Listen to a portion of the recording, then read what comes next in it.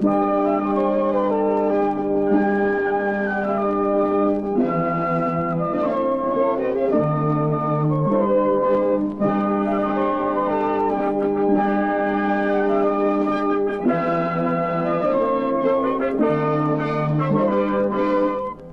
Louis Stevenson's Kidnapped was published in 1886. But the story takes place in Scotland more than 100 years before that, soon after Bonnie Prince Charlie's attempt to seize the British crown. The prince sailed from France in 1745 and landed on the west coast of Scotland. The men of the Highland clans rallied to him, and his army marched south into England to depose King George and restore the House of Stuart to the throne. They got as far as Derby, but then began a long retreat, and when they finally stood their ground at Culloden near Inverness in April 1746, they were totally defeated. The prince escaped with his life, but many thousands of his soldiers were killed, and the redcoats of King George's army then set about the savage and systematic destruction of the Highland clan system.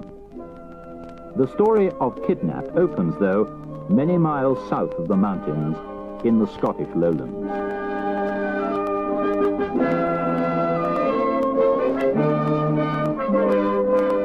I will begin the story of my adventures with a certain morning early in the month of June, year of grace, 1751, when I took the key for the last time out of the door of my father's house.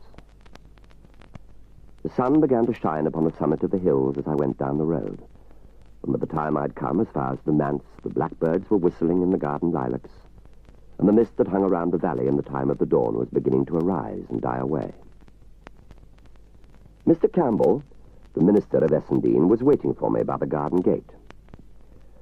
"Well, Davy, lad," said he, "I'll go with you as far as the ford to set you on your way." And we began to walk forward in silence. Are you sorry to leave Essendine?" he said after a while. "Why, sir," said I, "if I knew where I was going or what was likely to become of me, I would tell you candidly. Essendine is a good place indeed, and I've been very happy there, but then I've never been anywhere else. My father and mother, since they are both dead, I shall be no nearer to in Essendine than in the kingdom of Hungary. And to speak truth, if I thought I had a chance to better myself where I was going, I would go with a good will." "Aye," said Mr. Campbell. "Very well, Davy. Then it behoves me to tell your fortune. Oh, so far as I may. When your mother was gone, and your father, the worthy Christian man, began to sicken for his end, he gave me in charge a certain letter, which he said was your inheritance. So soon, says he, as I'm gone, and the house is read up and the gear disposed of, all of which Davy hath been done, give my boy this letter into his hand, and start him off to the House of Shaws, not far from Cramond. That is the place that I came from, he said. And it's where it befits that my boy should return." "The House of Shaws?" I cried. "What had my poor father to do with the House of Shaws?" "Nay," said Mr. Campbell, "or who can tell that for a surety? But the name of that family, Davy boy, is the name that you bear. Balfour of Shaws, an ancient, honest, reputable house, peradventure in these latter days decayed." He gave me the letter, which was addressed in these words: "To the hands of Ebenezer Balfour, Esquire, of Shaws, in his House of Shaws, these will be delivered by my son, David Balfour." My heart was beating hard at this great prospect, now suddenly opening before a lad of 17 years of age, the son of a poor country dominie in the forest of Ettrick. "Mr. Campbell," I stammered, "if you were in my shoes, would you go?" "Oh, of a surety," said the minister. "That would I, and without pause." Here he cast about for a comfortable seat, lighted on a big boulder under a birch by the trackside, sat down upon it with a very long, serious upper lip, and the sun, now shining in upon us between two peaks, put his pocket handkerchief over his cocked hat to shelter him. There, then, with uplifted forefinger, he first put me on my guard against a considerable number of heresies to which I had no temptation, and urged upon me to be instant in my prayers and the reading of the Bible. That done, he drew a picture of the great house that I was bound to, and how I should conduct myself with its inhabitants. Be supple, Davy, in things immaterial, said he. Bear ye this in mind, that though gentle-born, you've had a country rearing. Dinna shame us, Davy. Dinna shame us in yon great muckle house with all these domestics upper and under. Show yourself as nice, as circumspect, as quick at the conception, and as slow of speech as any. With that, he got upon his feet, took off his hat, and prayed a little while, aloud and in affecting terms for a young man setting out into the world. Then suddenly he took me in his arms and embraced me very hard, then held me at arm's length, looking at me with his face all working with sorrow. And then, whipped about and crying goodbye to me, he set off backward by the way that we had come, at a sort of jogging run. It might have been laughable to another, but I was in no mind to laugh. I watched him as long as he was in sight, and he never stopped hurrying, nor once looked back. Then it came in upon my mind that this was all his sorrow at my departure, and my conscience smote me hard and fast, because I, for my part, was overjoyed to get away out of that quiet countryside and go to a great busy house among rich and respected gentlefolk of my own name and blood.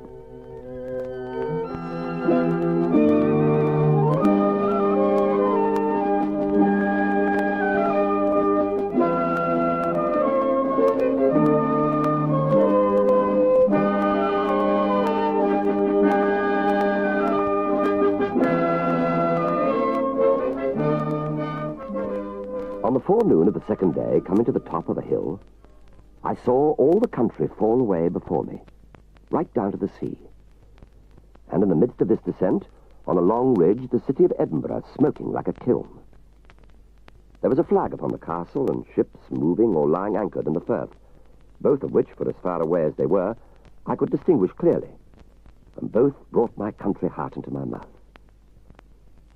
Presently after, I came by a house where a shepherd lived, and I got a rough direction for the neighbourhood of Cramond, and so from one to another worked my way to the westward of the capital by Colinton, till I came out upon the Glasgow road. And there, to my great pleasure and wonder, I beheld a regiment marching to the fifes, every foot in time. An old red-faced general on a grey horse at the one end, and at the other the company of grenadiers with their Pope's hats.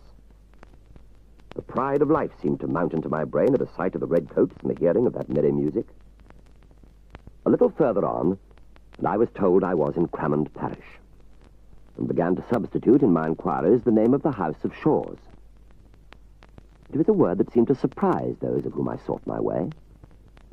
At first I thought the plainness of my appearance and my country habit, and that all dusty from the road, consorted ill with the greatness of the place to which I was bound.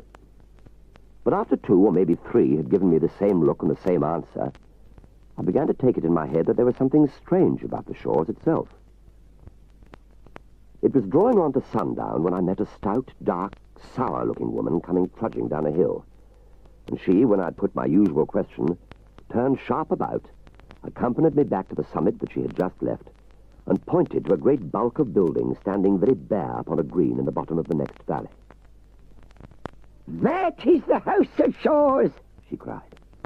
"Blood built it, and blood stopped the building of it, and blood shall bring it down. See here," she cried again. "I spit upon the ground, and I crack my thumb at it. Black be its fall. If you see the laird, tell him what you hear. Tell him this makes the 1219 time that Janet Clouston has called down the curse on him and his house, byre and stable, man, guest and master, wife, miss or bairn. Black, black be their fall."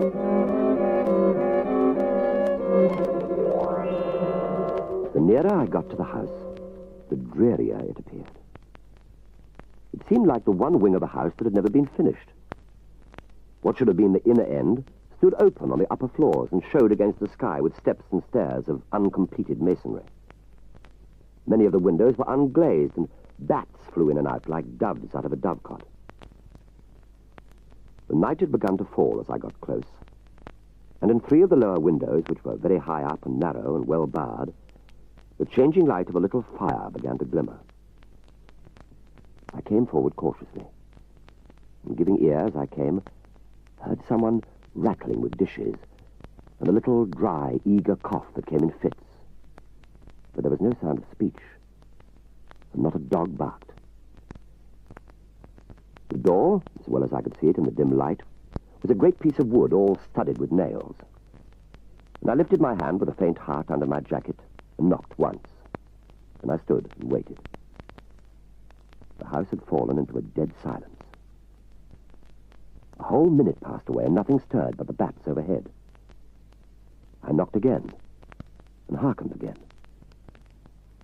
But this time my ears had grown so accustomed to the quiet that I could hear the ticking of the clock inside as it slowly counted out the seconds. But whoever was in that house kept deadly still and must have held his breath.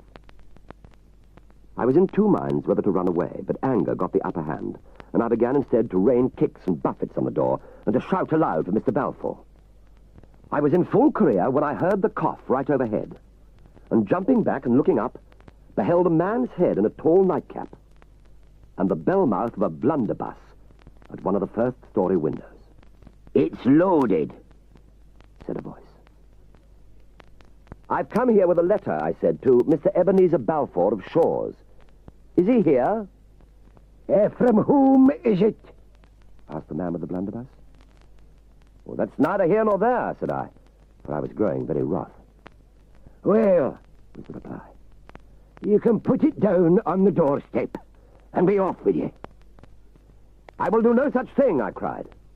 "I will deliver it into Mr. Balfour's hands as it was meant I should. It is a letter of introduction." "A what?" cried the voice sharply. I repeated what I'd said. Who are you yourself?" was the next question after a considerable pause. "I'm not ashamed of my name," said I. "They call me David Balfour." At that I made sure the man started, for I heard the blunderbuss rattle on the windowsill. And it was after quite a long pause, and with a curious change of voice, that the next question followed. "Is your father dead?" I was so much surprised at this that I could find no voice to answer, but stood staring. "Aye," the man resumed. "He'll be dead, no doubt. And that'll be what brings you here chapping to my door."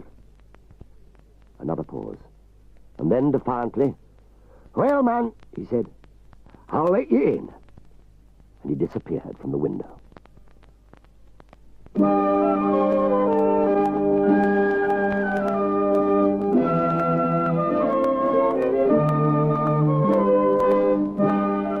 Presently there came a great rattling of chains and bolts, and the door was cautiously opened and shut to again behind me as soon as I had passed.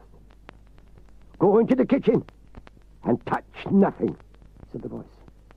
And while the person of the house set himself to replacing the defences of the door, I groped my way forward and entered the kitchen. The fire had burned up fairly bright, and showed me the barest room I think I'd ever put my eyes on. Half a dozen dishes stood upon the shelves. The table was laid for supper with a bowl of porridge, a horn spoon, and a cup of small beer. And besides what I have named, there was not another thing in that great stone-vaulted empty chamber but lock-fast chests arranged along the wall and a corner cupboard with a padlock. As soon as the last chain was up, the man rejoined me.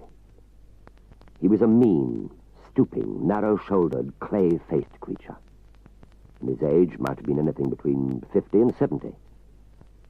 His nightcap was of flannel, and so was the nightgown that he wore instead of coat and waistcoat over his ragged shirt. He was long unshaved, but what most distressed and even daunted me, he would neither take his eyes away from me, nor look me fairly in the face.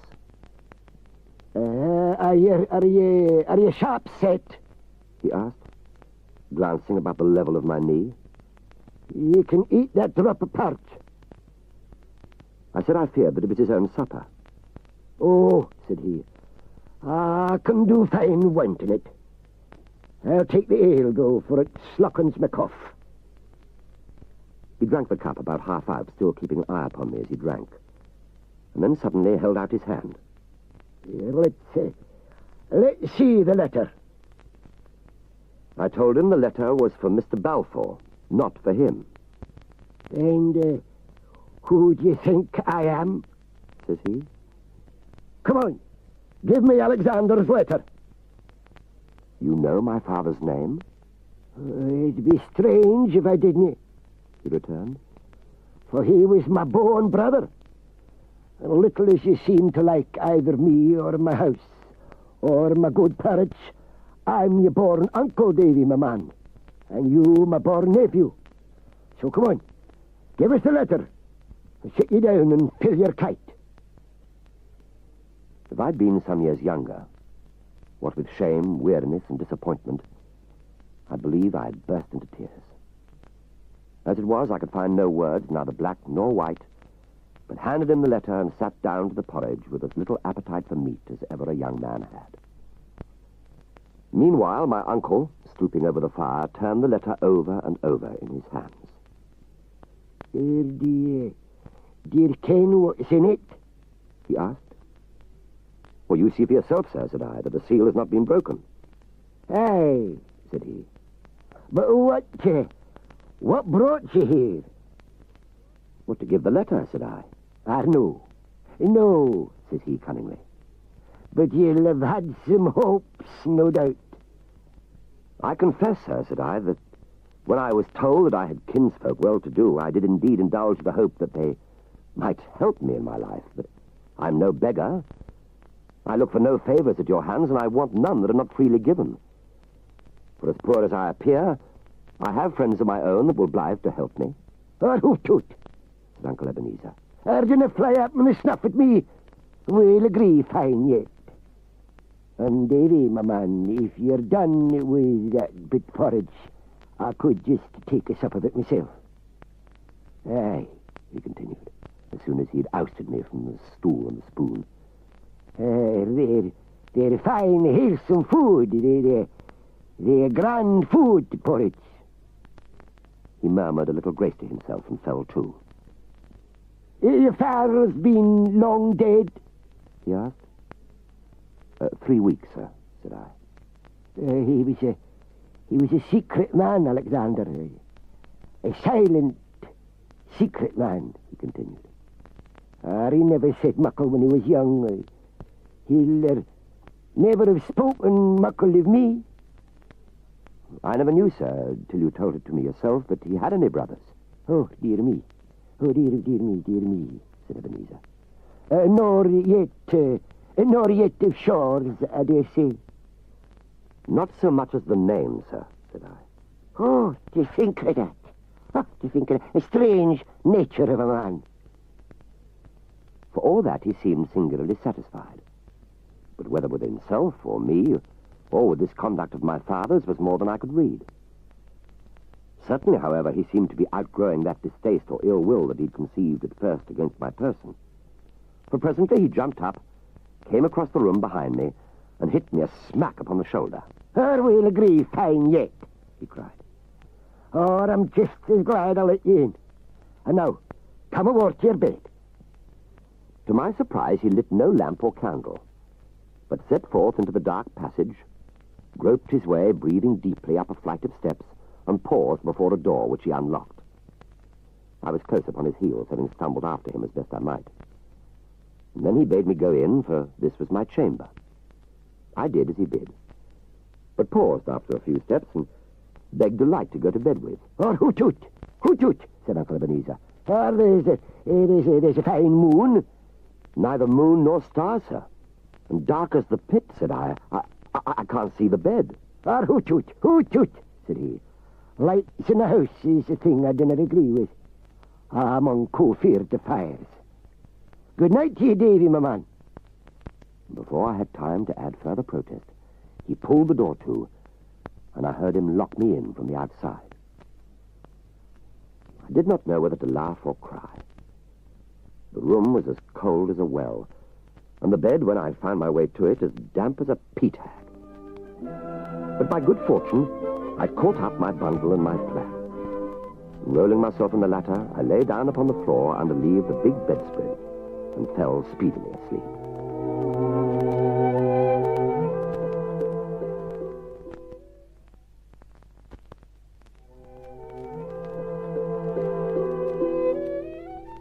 next day passed fairly well. We had hot porridge at breakfast, porridge cold again at noon, and hot porridge at night. Porridge and small beer was my uncle's diet. In a room next door to the kitchen, where he suffered me to go, I found a great number of books, both Latin and English, in which I took great pleasure all the afternoon. One thing I discovered which put me in some doubt. This was an entry on the flyleaf of a chapbook, plainly written by my father's hand and thus conceived. To my brother Ebenezer, on his 5th birthday. Now, what puzzled me was this. That as my father was, of course, the younger brother, he must either have made some strange error, or he must have written, before he was yet 5, an excellent, clear, manly hand of writing.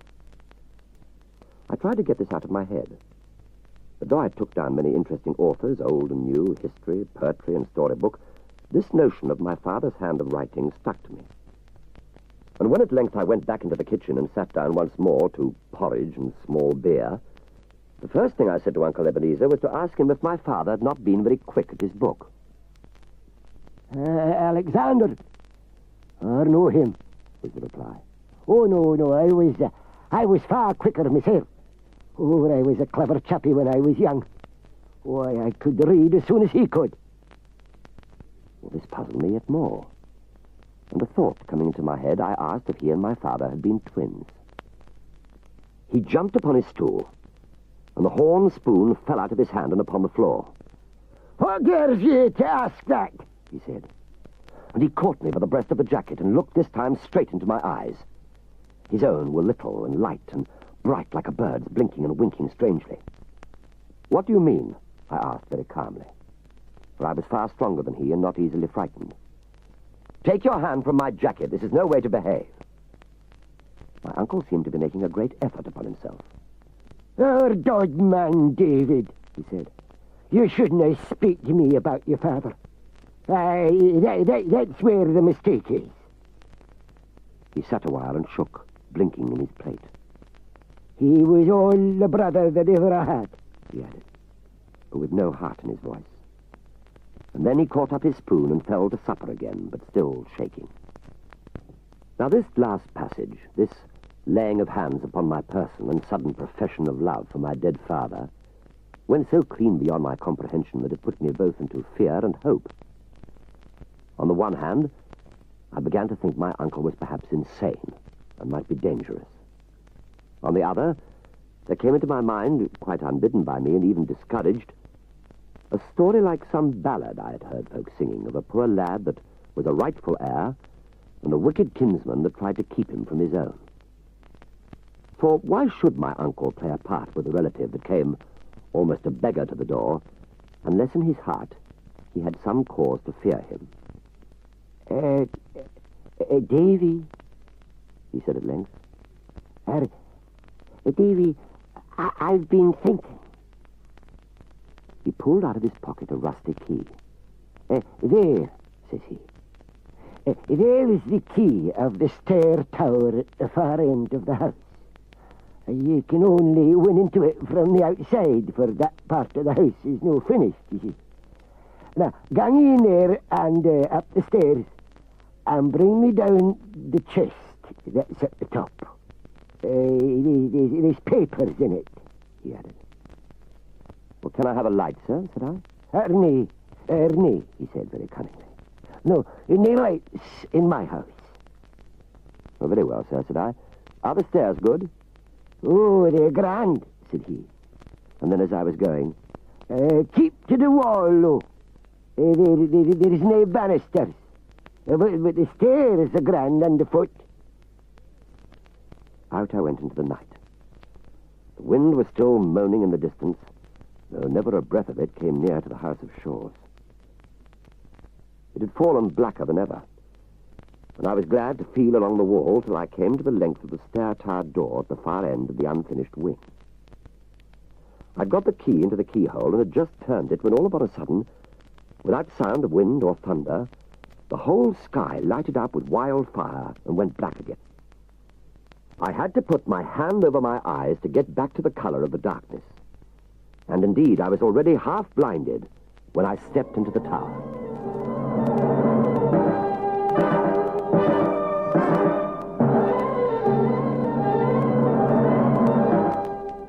was so dark inside it seemed a body could scarce breathe. But I pushed out with foot and hand, and presently struck the wall with the one, and the lowermost round of the stair with the other. The house of Shaw's stood some 5 full stories high, not counting lofts.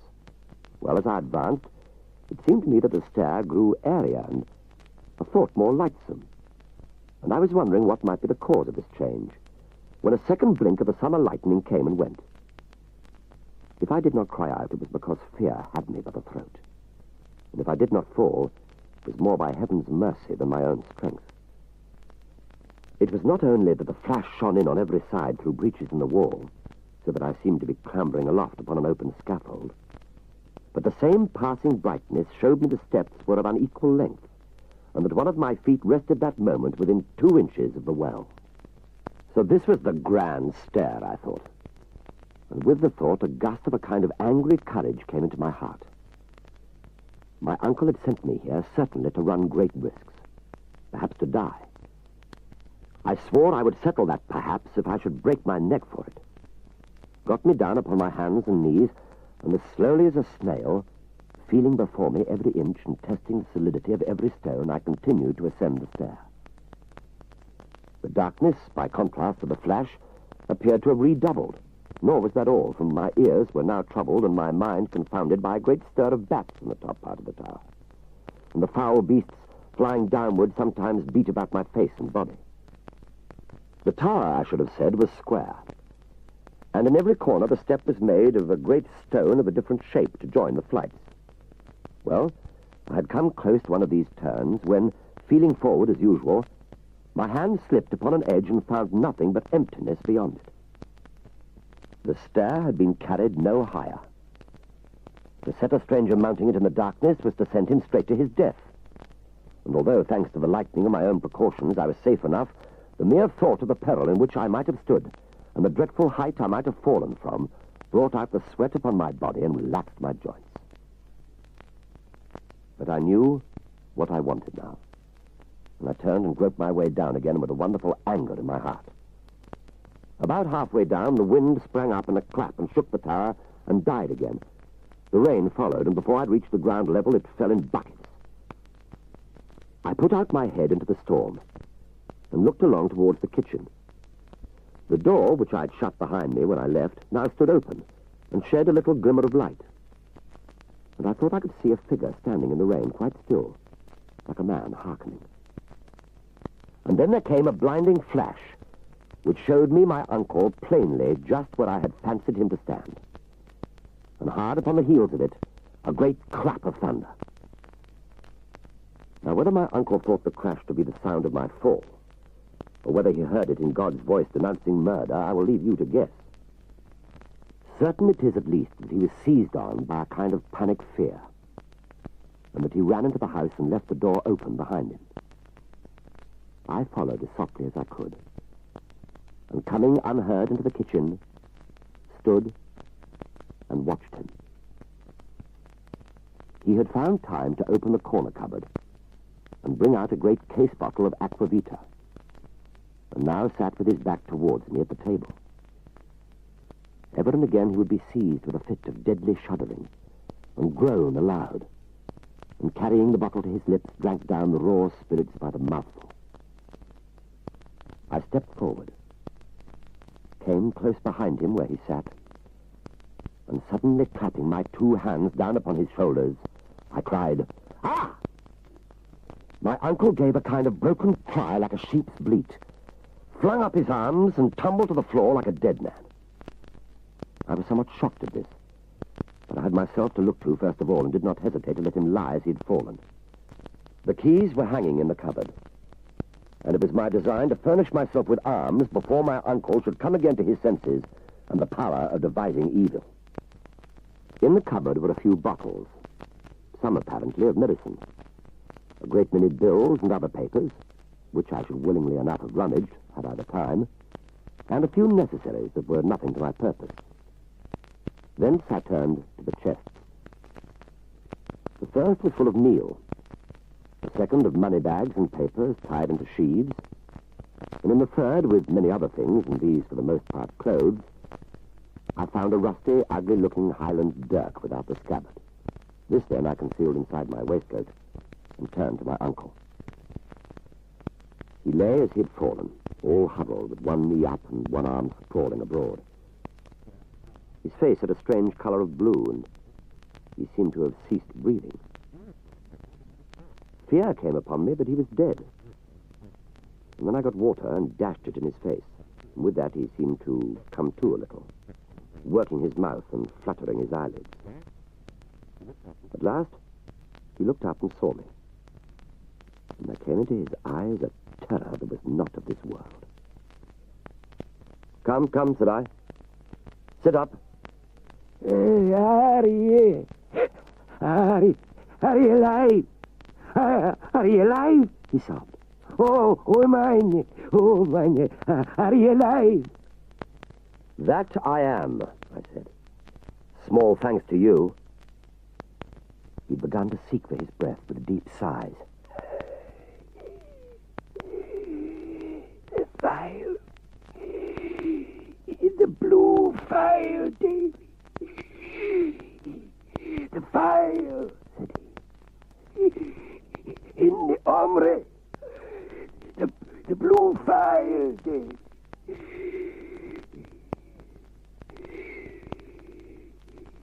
His breath came slower still. I ran to the cupboard and sure enough found there a blue phial of medicine with the dose written on it on a paper. And this I administered to him with what speed I might. It's the trouble, Davy. It's the trouble, he said, reviving a little. Our trouble, Davy. It's a heart. It's a heart. I sat him on a chair and looked at him. It's true, I felt some pity for a man that looked so sick. But I was full besides of righteous anger, and I numbered over before him the points on which I wanted explanation. Why he lied to me, why he disliked it to be hinted that he and my father were twins, and why he had tried to kill me. He heard me all through in silence, and then, in a broken voice, begged me to let him go to bed. Davy, I'll tell you in the morning. I'll tell you in the morning. As sure as death I will. And so weak was he that I could do nothing but consent. I locked him into his room, however, and pocketed the key. And then, returning to the kitchen, made up such a blaze as had not been shone there for many a long year. And wrapping myself in my plaid, lay down upon the chest and fell asleep.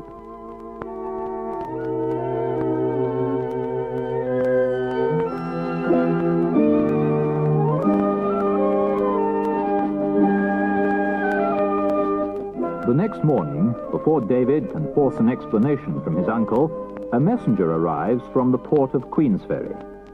Uncle Ebenezer explains that he's in business with the skipper of a trading ship, the Covenant, and that he must go immediately to see him.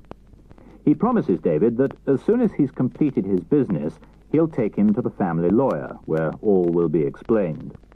So David goes to Queensferry, and once there, he's easily persuaded to go on board the ship. David is then seized, knocked unconscious, and when he comes round, he finds the ship is already at sea, bound for America. The skipper is a rough and brutal man, Captain Hoseason. He makes David the cabin boy, with the job of looking after the ship's officers in their quarters in the roundhouse. Once past the north of Scotland, the Covenant meets heavy storms and is driven south along the rocky west coast. There, she runs down a small boat in the fog, and they manage to pick up only one survivor, a small, sprightly man called Alan Breck. Breck is a Jacobite, a supporter of the cause of Bonnie Prince Charlie. He has been visiting his clansmen in the Appin area and was on his way back to France. Now, however, he agrees to pay Captain Hoseason 60 guineas to be set ashore in the Highlands again. Soon after this, though, David hears the captain and his officers plotting to kill Alan Breck. He goes back to the roundhouse and warns Breck of the plot, and together they prepare to defend themselves against the ship's crew.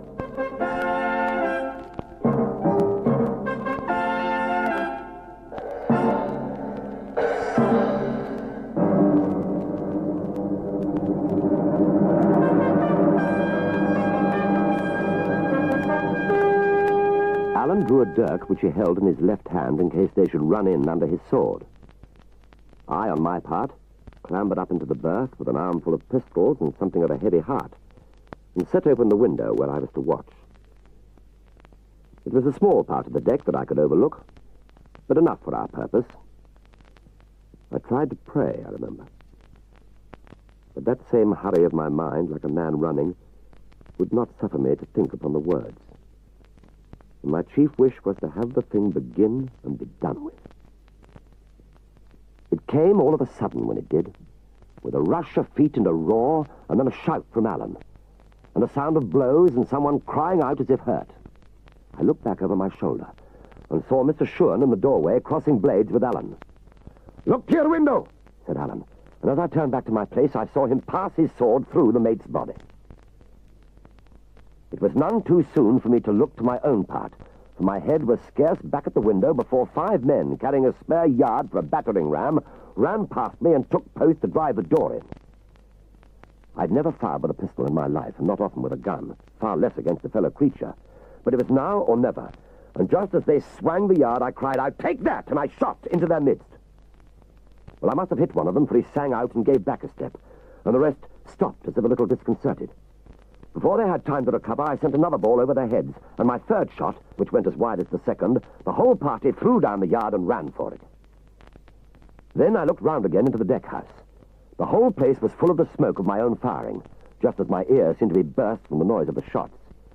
But there was Alan standing as before, only now his sword was running blood to the hilt, and himself so swelled with triumph and fallen into so fine an attitude that he looked to be invincible.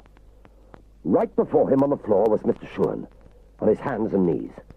The blood was pouring from his mouth, and he was sinking slowly, lower, with a terrible white face.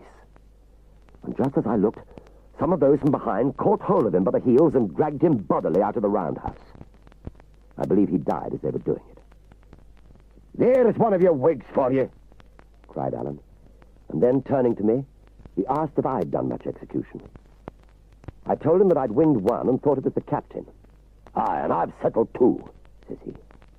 "No, there's not enough blood let. They'll be back again. To your watch, David. This was but a dram before meat." By this, my pistols were ready, and there was nothing to do but listen and wait. While the brush lasted, I'd not the time to think if I was frightened. But now, when all was still again, my mind ran upon nothing else. The thought of the sharp swords and the cold steel was strong in me. And presently, when I began to hear stealthy steps and a brushing of man's clothes against the roundhouse wall, and knew they were taking their places in the dark, I could have found it in my mind to cry out aloud. All this was upon Alan's side, and I'd begun to think my share of the fight was at an end, when I heard someone drop softly onto the roof above me.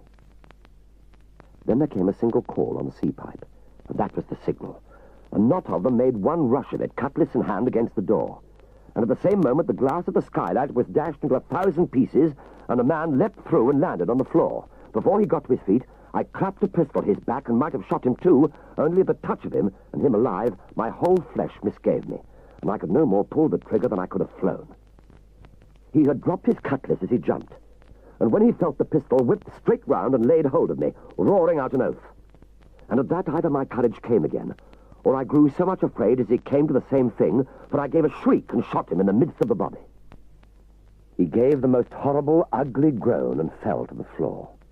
The foot of a second fellow, whose legs were dangling through the skylight, struck me at the same time upon the head. And at that I snatched another pistol and shot this one through the thigh, so that he slipped through and tumbled in a lump on his companion's body. There was no talk of missing any more than there was time to aim, for I clapped the muzzle to the very place and fired. I might have stood and stared at them for long, but I heard Alan shout as if for help, and that brought me to my senses. He had kept the door so long, but one of the seamen, while he was engaged with others, had run in under his guard and caught him about the... Alan was dirking him with his left hand, but the fellow clung like a leech. Another had broken in and had his cutlass raised. The door was thronged with their faces, and I thought we were lost, and catching up my cutlass, I fell on them in flank. But I had not time to be of help. The wrestler dropped at last, and Alan, leaping back to get his distance, ran upon the others like a bull, roaring as he went. They broke before him like water, turning and running and falling one against the other in their haste. The sword in his hands flashed like quicksilver into the huddle of our fleeing enemies, and at every flash there came the scream of a man hurt.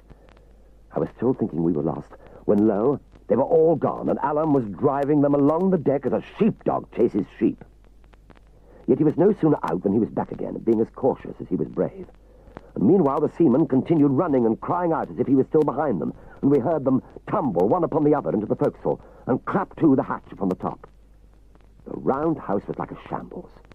3 were dead inside, another lay in his death agony across the threshold, and there were Alan and I, victorious and unhurt. He came up to me with open arms, and embraced and kissed me hard upon both cheeks. "Davy," he said, "I love you like a brother. And oh, man," he cried in a kind of ecstasy, "am I no a bonny fighter?"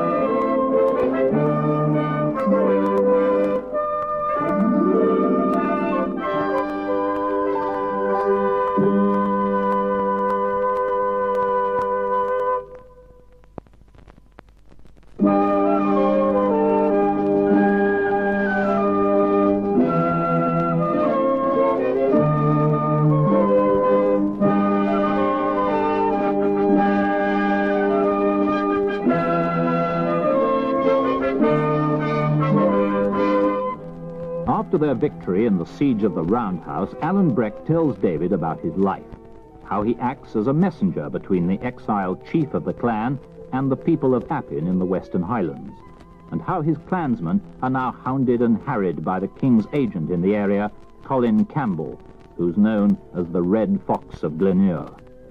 Soon after this, in the storm, the ship is wrecked.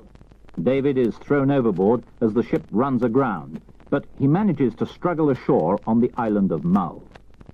He finds himself alone, but in the hope of meeting Alan Breck again, he crosses the island and gets a fishing boat to carry him over to the mainland, where he plans to make for Ochan, the headquarters of Alan's clan. It's also the home of James of the Glens, the man who now represents the exiled chief.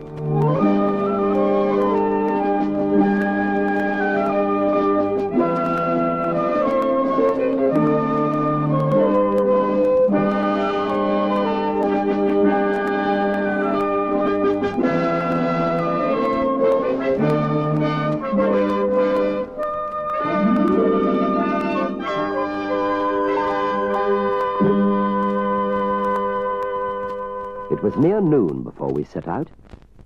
A dark day with clouds and the sun shining upon little patches. The sea was here very deep and still, but had scarce a wave upon it, so that I must put the water to my lips before I could believe it to be truly salt. The mountains on either side were high, rough and barren, very black and gloomy in the shadow of the clouds, but all silver-laced with little watercourses where the sun shone upon them. It seemed a hard country, this of Appin, for people to care as much about as Alan did. There was but one thing to mention. A little after we had started, the sun shone upon a little moving clump of scarlet, close in along the waterside to the north.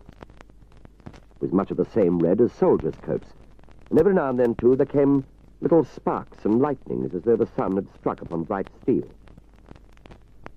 I asked my boatman what it should be, and he answered that he supposed it was some of the red soldiers coming from Fort William into Appin against the poor tenantry of the country. At last we came so near the point of land at the entering in of Loch Leven that I begged to be set ashore. This was a wood of birches growing on a steep, craggy side of a mountain that overhung the loch. It had many openings, and a road or bridle track ran north and south through the midst of it. Here I was not only troubled by a cloud of stinging midges, but far more by the doubts of my mind. What I ought to do, why I was going to join myself with an outlaw and a would-be murderer like Allen, or whether I should not be acting more like a man of sense to tramp back to the South Country direct. As I was so sitting and thinking, a sound of men and horses came to me through the wood, and presently after, at a turning of the road, I saw 4 travelers come into view. The way was in this part so rough and narrow that they came single and led their horses by the reins. The first, a great red-headed gentleman of an imperious and flushed face, who carried his hat in his hand and fanned himself, for he was in a breathing heat. The second, by his decent black garb and white wig, I correctly took to be a lawyer. The third was a servant, and wore some part of his clothes in tartan, which showed that his master was of a Highland family, and either an outlaw or else in singular good odor with the government, since the wearing of tartan was against the act. If I'd been better versed in these things, I would have known that the tartan to be of the Argyle or Campbell colours. As for the fourth, who brought up the tale, I'd seen his like before, and knew him at once to be a sheriff's officer. I had no sooner seen these people coming than I made up my mind, for no reason that I could tell, to go through with my adventure. And when the first came alongside of me, I rose up from the bracken and asked the way to O'Han. He stopped and looked at me, as I thought, a little oddly. And then turning to the lawyer, "Mungo," said he, "there's many a man would think this a warning.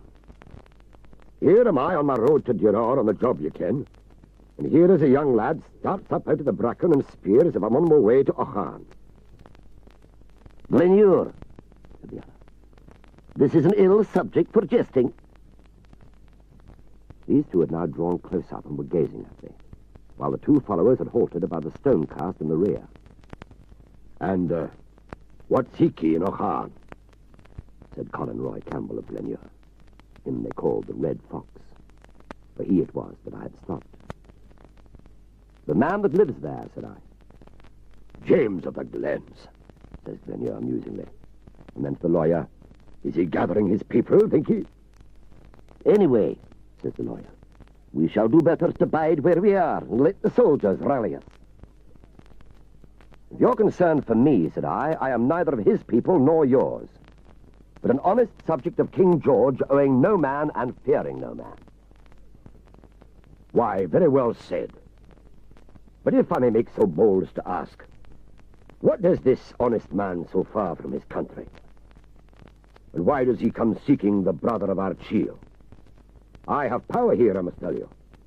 I am king's factor upon several of these estates and have 12 files of soldiers at my back." "Well, I've heard a waif word in the country," said I, and a little nettled, "that you were a hard man to drive." He still kept looking at me as if in doubt.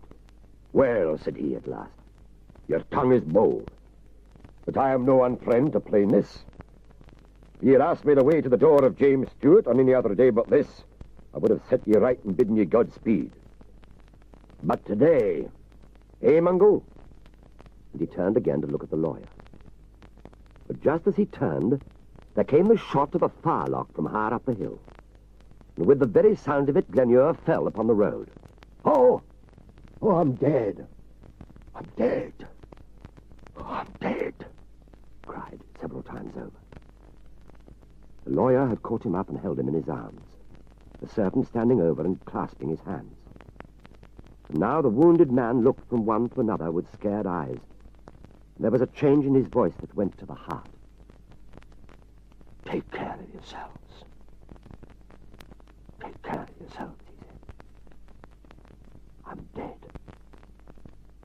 He tried to open his clothes as if to look for the wound, but his fingers slipped on the button. And with that he gave a great sigh. His head rolled on his shoulder, and he passed away. The lawyer never said a word, but his face was as sharp as a pen and as white as the dead man's. The servant broke out into a great noise of crying and weeping like a child, and I, on my side, stood staring at them in a kind of horror. The sheriff's officer had run back at the first sound of the shot to hasten the coming of the soldiers. At last the lawyer laid down the dead man in his blood upon the road and got to his feet with a kind of stagger. I believe it was his movement that brought me to my senses. He had no sooner done so than I began to scramble up the hill, crying out, "The murderer! The murderer!" So little a time had elapsed, when I got to the top of the first steepness, could see some part of the open mountain, the murderer was still moving away at no great distance. He was a big man in a black coat with metal buttons and carried a long fowling piece. "Here!" I cried. "I see him!" At that the murderer gave a little quick look over his shoulder and began to run. And the next moment he was lost in a fringe of birches. And then he came out again onto the upper side, where I could see him climbing like a jackanapes, for that part again was very steep. And then he dipped behind a shoulder, and I saw him no more. All this time I had been running on my side, and had got a good way up when a voice cried upon me to stand. I was at the edge of the upper wood, and so now, when I halted and looked back, I saw all the open part of the hill below me. The lawyer and the sheriff's officer were standing just above the road, crying and waving on to me to come back. And on their left, the redcoats, musket in hand, were beginning to struggle singly out of the lower wood. "Why should I come back?" I cried. "Come you on." "There's £10 if you take that lad," cried the lawyer. "He's an accomplice. He was posted here to hold us and talk." At that word, which I could hear quite plainly, though it was to the soldiers and not to me that he was crying it, my heart came in my mouth with quite a new kind of terror. Indeed, it is one thing to stand the danger of your life, and quite another to run the peril of both life and character. The thing besides had come so suddenly, like thunder out of a clear sky, that I was all amazed and helpless. The soldiers began to spread, some of them to run, and others to put up their pieces and cover me. And still I stood. "In here, among the trees," said a voice close by. Indeed, I scarce knew what I was doing, but I obeyed. And as I did so, I heard the firelocks bang and the balls whistle in the birches. Just inside the shelter of the trees, I found Alan Breck standing with a fishing rod. He gave me no salutation. Indeed, it was no time for civilities. Only, "Come," says he, and set off running along the side of the mountain towards Valakulish. And I, like a sheep, to follow him. Now we ran among the birches, now stooping behind low humps upon the mountainside, now crawling on all fours among the heather. The pace was deadly. My heart seemed bursting against my ribs, and I'd neither time to think nor breath to speak with. Only I remember seeing with wonder that Alan, every now and then, would straighten himself to his full height and look back, and every time that he did so, there came a great far-away cheering and crying of the soldiers. A quarter of an hour later, Alan stopped, clapped down flat in the heather, and turned to me. "Now," said he, "it's earnest. Do as I do for your life." At the same speed, but now with infinitely more precaution, we traced back again across the mountainside by the same way that we'd come, only perhaps higher, till at last Alan threw himself down in the upper wood of Lettermore, where I'd found him at the first, and lay with his face in the bracken, panting like a dog. My own side so ached, my head swam, my tongue so hung out of my mouth with heat and dryness, that I lay beside him like one dead.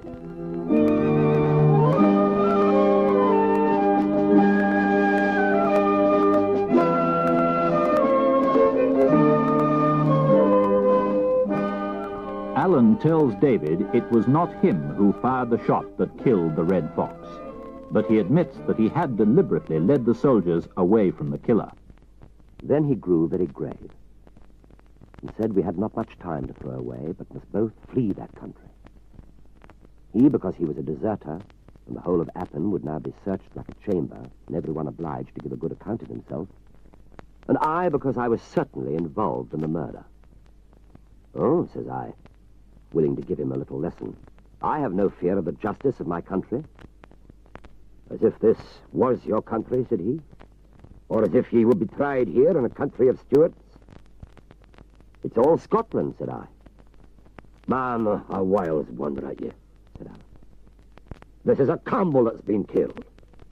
Well, it'll be tried in Inverera, the Campbell's head place, with 15 Campbells in the jury box, and the biggest Campbell of all, and that's the Duke, sitting cocking on the bench. Justice, David. The same justice by all the world as Glenure found a while ago at the roadside. This frightened me a little, I confess. Still, I cried out that he was unjust to the Duke of Argyll, who, for all he was a Whig, was yet a wise and honest gentleman. "Our hoot," said Allen. "The man's a Whig, no doubt. But I would never deny that he was a good chieftain to his clan. And what would the clan think if there was a Campbell shot and neighboury hanged, and their own chief the Justice General? But I've often observed," says Allen, "that you low country bodies have no clear idea of what's right and wrong. Nah, he said, we're in the Highlands, David. And when I tell you to run, take my word and run. Now, it's a hard thing to skulk and starve in the heather, but it's harder yet to lie shackled in a redcoat prison." I asked him whether we should flee. And as he told me, to the lowlands. I was a little better inclined to go with him. But indeed, I was growing impatient to get back and have the upper hand of my uncle. "I'll chance it, Allen," said I. "I'll go with you." "But mind you," said Allen, "it's no small thing. You mun lie bare and hard and broke many an empty belly.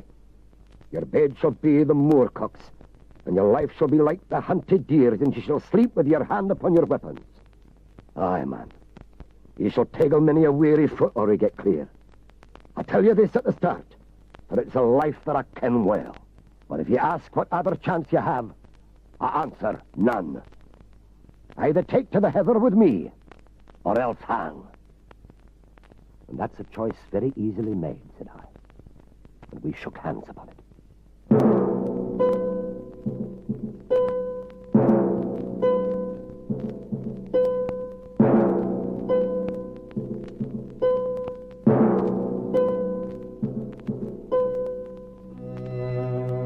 They have a long, arduous journey through the mountains, with the soldiers searching for them everywhere.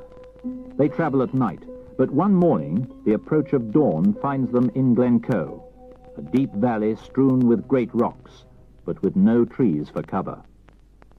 The first peep of morning showed us this horrible place, and I could see Allen knit his brow.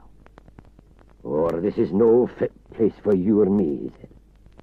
"This is a place they're bound to watch." And with that he ran harder than ever down to the waterside, in a part where the river was split in two among 3 rocks. It went through with a horrid thundering that made my belly quake, and there hung over the Lynn a little mist of spray. Allen looked neither to the right nor to the left, but jumped clean upon the middle rock and fell there on his hands and knees to check himself. But that rock was small, and he might have pitched over on the far side. I'd scarce time to measure the distance or to understand the peril before I had followed him, and he had caught and stopped me. So there we stood, side by side upon a small rock slippery with spray, a far broader leap in front of us and the river dinning upon all sides. And when I saw where I was, there came on me a deadly sickness of fear, and I put my hand over my eyes. Allen took me and shook me. I saw he was speaking, but the roaring of the falls and the trouble of my mind prevented me from hearing. Only I saw his face was red with anger, and that he stamped upon the rock. The same look showed me the water raging by, and the mist hanging in the air. And with that, I covered my eyes again and shuddered. The next minute, Allen had set the brandy bottle to my lips and forced me to drink about a gill, which sent the blood into my head again. Then, putting his hands to his mouth and his mouth to my ear, he shouted, "Hang or drown!" And turning his back upon me, leapt over the farther branch of the stream and landed safe. I was now alone upon the rock, which gave me the more room. The brandy was singing in my ears. I had this good example fresh before me, and just wit enough to see that if I did not leap at once, I should never leap at all. I bent low on my knees and flung myself forth with that kind of anger of despair that has sometimes stood me instead of courage. Sure enough, it was but my hands that reached the full length. These slipped, caught again, slipped again, and I was slithering back into the Lynn when Allen seized me, first by the hair, then by the collar, and with a great strain dragged me into safety. Never a word he said, but set off running again for his life, and I must stagger to my feet and run after him. I'd been weary before, but now I was sick and bruised and partly drunken with the brandy. I kept stumbling as I ran. I had a stitch that came near to overmaster me, And when at last Alan paused under a great rock that stood there among a number of others, it was none too soon for David Balfour. A great rock, I've said. But by rights it was two rocks leaning together at the top, both some 20 feet high and at first sight inaccessible. Even Alan failed twice in an attempt to climb them, and it was only at the third trial, and then by standing on my shoulders and leaping up with such force as I must have broken my collarbone, that he secured a lodgment. Once there, he let down his leathern girdle, and with the aid of that and a pair of shallow footholds in the rock, I scrambled up beside him. Then I saw why we had come there. For the two rocks, being both somewhat hollow on the top and sloping one to the other, made a kind of dish or saucer, where as many as 3 or 4 men might have lain hidden. The dawn had come quite clear. We could see the stony sides of the valley and its bottom, which was bestrewed with rocks, and the river which went from one side to another and made white falls. But nowhere the smoke of a house, nor any living creature, but some eagles screaming round a cliff. Then, at last, Alan smiled. Aye, said he. Now we have a chance. And then, looking at me with some amusement, You're no very clegg at the jumping, said he. At this, I suppose, I coloured with mortification, for he added at once, Hoot, small blame to you. Or to be feared of a thing and yet to do it is what makes the prettiest kind of a man. And then there was water there, and water's a thing that dauntens even me. No, no, said Alan. It's no you that's to blame, it's me. I asked him why. Why, said he? Oh, I'll prove myself a gomeril this night. But first of all, I take a wrong road, and that in my own country of Appin, so that the day has caught us where we should never have been. And thanks to that, we lie here in some danger and mere discomfort. And next, which is the worst of the two for a man that is so much about the heather as myself, I've come wanting a water bottle, and here we lie for a long summer's day with nothing but neat spirit. Or you may think it a small matter. Before it becomes night, David, you'll give me news of it. I was anxious to redeem my character, and offered, if he would pour out the brandy, to run down and fill the bottle at the river. I wouldn't have wasted a good spirit either, said he. It's been a good friend to you this night. Or, in my poor opinion, you would still be cocking on your stone. And what's more, says he, you may have observed, you that's a man of so much penetration, that Alan Breck Stewart was perhaps walking quicker than is ordinary. You, I cried. You were running fit to burst. Or was I so? Said he. Well, then, you may depend upon it, there was nae time to be lost. And now here is enough said. Gang you to your sleep, lad, and I'll watch. Accordingly, I lay down to sleep. A little peaty earth had drifted in between the top of the two rocks, and some bracken grew there to be a bed to me. The last thing I heard was still the crying of the eagle.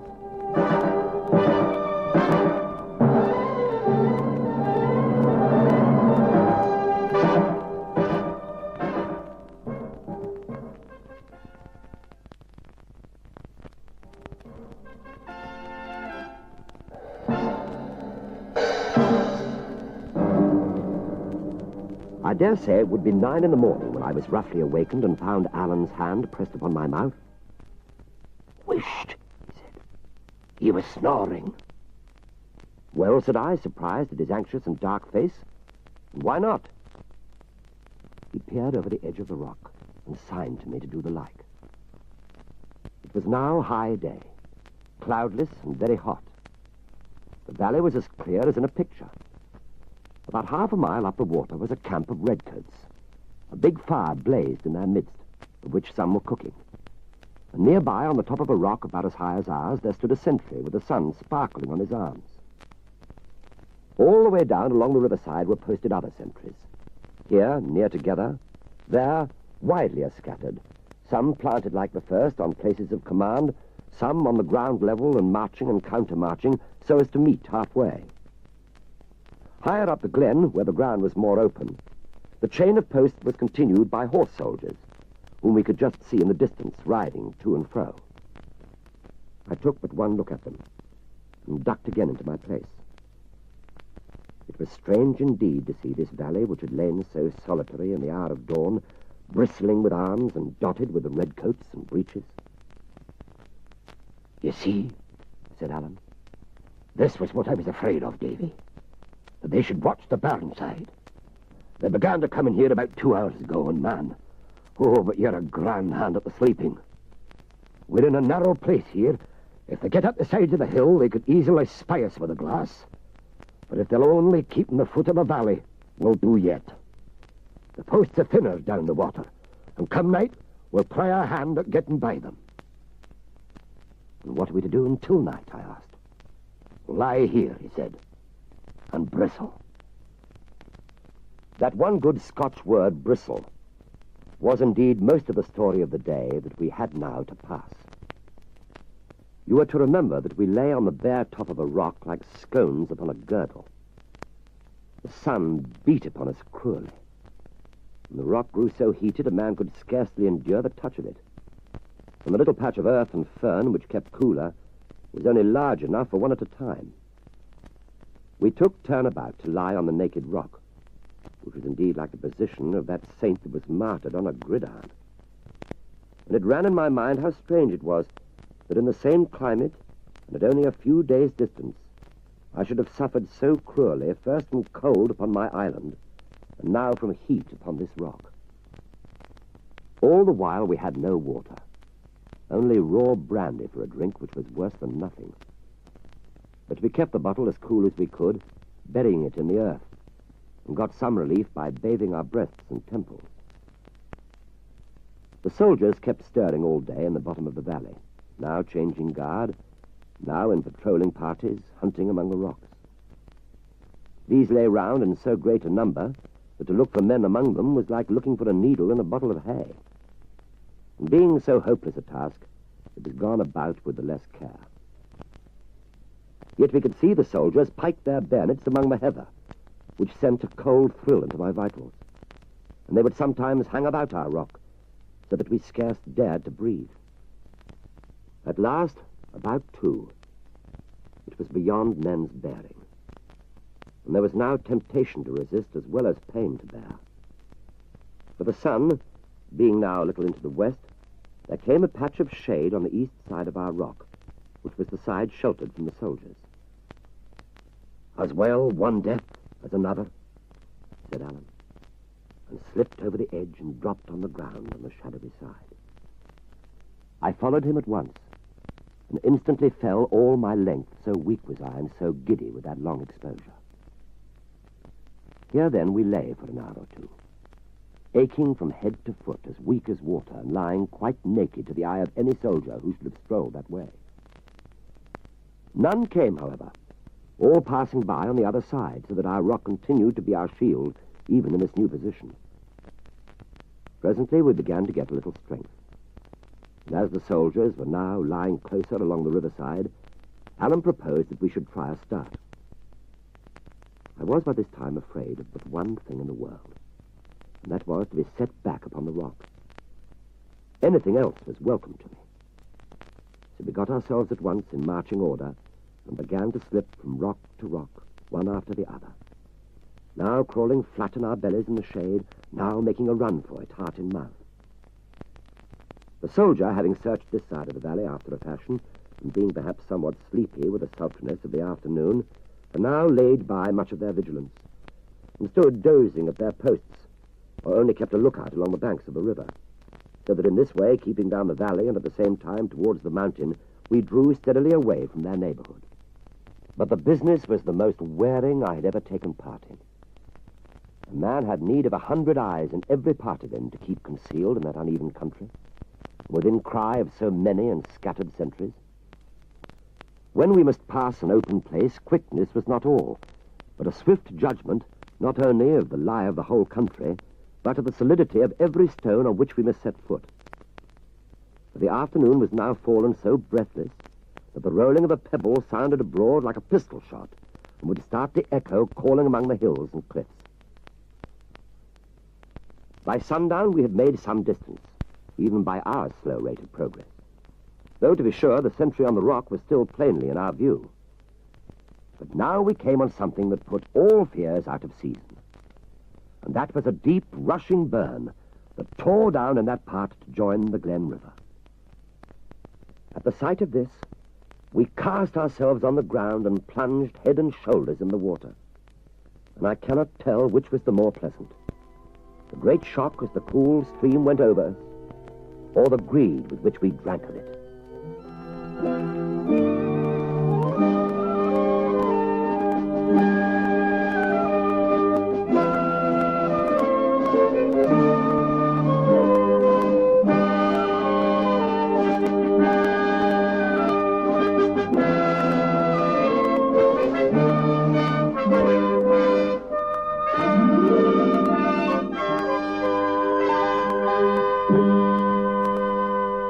After many more adventures, the two friends reach the lowlands, cross the Forth, and find themselves at Queensferry, the place where David was kidnapped.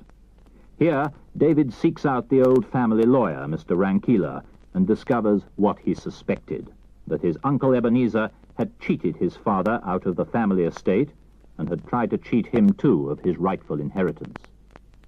Together, David and the lawyer devise a plan to incriminate the old man beyond all possible doubt. So once again, David finds himself heading for the House of Shaws. This time, though, with the lawyer's clerk Torrance, and Alan Breck to help them. The canny lawyer, by the way, insists on referring to Alan always as Mr. Thompson, to avoid having to recognize an acknowledged outlaw. Night was quite come when we came in view of the House of Shaws. 10 had been gone some time. It was dark and mild, with a pleasant rustling wind in the southwest that covered the sound of our approach. And as we drew near, we saw no glimmer of light in any portion of the building. It seemed my uncle was already in bed, which was indeed the best thing for our arrangements. We made our last whispered consultation some 50 yards away, and then the lawyer and Torrance and I crept quietly up and crouched down beside the corner of the house. And as soon as we were in our places, Alan strode to the door without concealment and began to knock. For some time he volleyed upon the door, and his knocking only roused the echoes of the house and the neighborhood. At last, however, I could hear the sound of a window gently thrust up, and knew that my uncle had come to his observatory. By what light there was, he would see Alan standing like a dark shadow on the steps. The 3 witnesses were hidden quite out of his view, so that there was nothing to alarm an honest man in his own house. For all that, he studied his visitor a while in silence. And when he spoke, his voice had a quaver of misgiving. What's this? Says he. This is nae kind of time of night for decent folk, and I hae nae truckings with night hawks. What brings you here? I have a blunderbuss. Is that yourself, Mr. Balfour? Returned Alan, stepping back and looking up into the darkness. Have a care of that blunderbuss. They're nasty things to burst. What brings you here? And where are ye? Says my uncle, angrily. I've no manner of inclination to rout out my name to the countryside, said Alan. What brings me here is another story, being more of your affairs than mine. And if you're sure it's what you would like, I'll set it to a tune and sing it to you. And what is it? Asked my uncle. David, says Alan. What was that? What was that? Cried my uncle, in a mighty changed voice. Shall I give you the rest of the name, then? Said Alan. There was a pause, and then... I'm thinking I'll better let you in, says my uncle, doubtfully. Oh, I dare say that, said Alan. But the point is, would I go? Now, I will tell you what I'm thinking. I'm thinking that it is here upon this doorstep that we must confer upon this business, and it shall be here or nowhere at all whatever. But I would have you to understand that I am as stiff-necked as yourself, and a gentleman of better family. This change of note disconcerted Ebenezer. He was a little while digesting it, and then says he, Well, what must be must, and shut the window. But it took him a long time to get downstairs and a little longer to undo the fastenings. Repenting, I dare say, and taken with fresh claps of fear at every second step and every bolt and bar. At last, however, we heard the creak of the hinges, and it seems my uncle slipped gingerly out, and seeing that Alan had stepped back a pace or two, sat him down on the top doorstep with a blunderbuss ready in his hands. "And now," says he, "mind, I have my blunderbuss, and if you take a step nearer, you're as good as dead." And a very civil speech, says Alan, to be sure. "Arnie? Nay," says my uncle. "But this is no very chancy kind of a proceeding, and I'm bound to be prepared. And now that we understand each other, you can name your business." "Why," says Alan, "you that are a man of so much understanding would doubtless have perceived that I am a Highland gentleman. My name has nae business in my story, but the county of my friends is no very far from the Isle of Mull, of which you will have heard. It seems there was a ship lost in those parts, and the next day a gentleman of my family was seeking wreckwood for his fire along the sands when he came upon a lad that was half drowned. Well, he brought him to, and he and some other gentlemen took and clapped him in an old ruined castle, where from that day to this he's been a great expense to my friends. My friends are a wee wild-like, and not so particular about the lore as some that I could name, and finding that the lad owned some decent folk and was your born nephew, Mr. Balfour, they asked me to give you a bit of a call and to confer upon the matter. And I must tell you at the off-go, unless we can agree upon some terms, you're little likely to set eyes upon him. For my friends, added Alan simply, are no very well off." My uncle cleared his throat. "I'm no very caring," says he. "He wasn't a good lad at the best of it, and I've no call to interfere." Aye, said Alan. "I see what you would be at, pretending you don't care to make the ransom smaller." "Oh, nay, said my uncle. "No, it's the mere truth. I take no matter of interest in the lad, and I'll pay nae ransom, and you can make a kirk and a mill of him for what I care." "Well, see here," said Alan. "You dinna want the lad back. Well, what do you want done with him?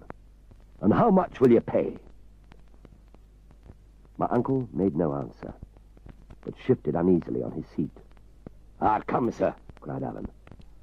"I would have you to ken that I'm a gentleman. Either give me an answer in civility, and that out of hand, or by the top of Glencoe I will ram 3 feet of iron through your vitals." "Hey, man, cried my uncle, scrambling to his feet. "Give me a minute.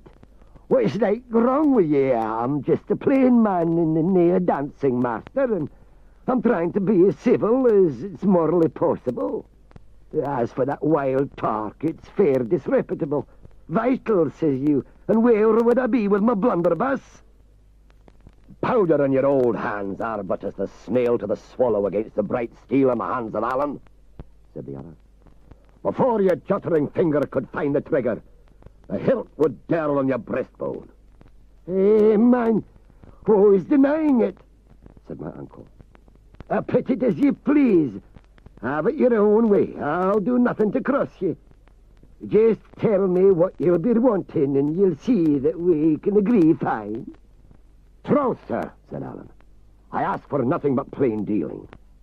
In 2 words, do you want the lad killed or kept?" Sirs, cried Ebenezer. "Oh, sirs, me, that's no kind of a language." "Killed or kept?" repeated Alan. "Oh, or kept, wailed my uncle. "We may have bloodshed, if you please." "Well," says Alan, "as you please, but that'll be dearer." The dearer, cries Ebenezer. "Would you file your hands with crime?" "Hoot," said Alan, "they're baith crime whatever, and the killing's easier and quicker and surer." "I'll have him kept, though," returned my uncle. I never had nothing to do with anything morally wrong. And I'm no going to begin to pleasure a wild Highlandman. Well, well, said Alan. And now about the price. It's no very easy for me to set a name upon it. I would first have to ken some small matters. I would have to ken, for instance, what you gave Hoseason at the first off-go. Hoseason! Cries my uncle, struck aback. Hoseason? What for? For kidnapping David, says Alan. It's a lie! It's a black lie, cried my uncle. He was never kidnapped. He lied in his throat that told you that. Kidnapped, or he never was. That's no fault of mine nor yet of yours, said Alan. Nor yet of Hoseason's, if he's a man that can be trusted. What do you mean? Cried Ebenezer. Did Hoseason tell you? Why, you're done it, old runt. How else would I ken? Cried Alan. Hoseason and me are partners. We gang shares. So you can see for yourself what good you can do by lying. And the point in hand is just this. What did you pay him? Has he told you himself? Oh, well, said my uncle, I didn't care what he said. He lied. And the solemn God's truth is this, that I gave him £20. But I'll be perfectly honest with you. For by that, he was to have the selling of the lard in Carolina. Well, it would be as muckle mair, but no from my pocket, you see. Thank you, Mr. Thompson. That will do excellently well, said the lawyer, stepping forward. And then mighty civilly, good evening, Mr. Balfour, said he. And good evening, Uncle Ebenezer, said I. Never a word, said my uncle, neither black nor white, but just sat there, where he was on a top doorstep, and stared upon us like a man turned to stone. Alan filched away his blunderbuss, and the lawyer, taking him by the arm, plucked him up from the doorstep, led him into the kitchen, whither we all followed, and set him down in a chair beside the hearth, where the fire was out, and only a rushlight burning. There we all looked upon him for a while, exulting greatly in our success, but yet with a sort of pity for the man's shame. Come, Mr. Ebenezer, said the lawyer. You must not be downhearted, for I promise you we shall make easy terms. In the meanwhile, give us the cellar key, and Torrance shall draw us a bottle of your father's wine in honor of the event. And then, turning to me and taking me by the hand, Mr. David, says he, I wish you all joy in your good fortune, which I believe to be well deserved.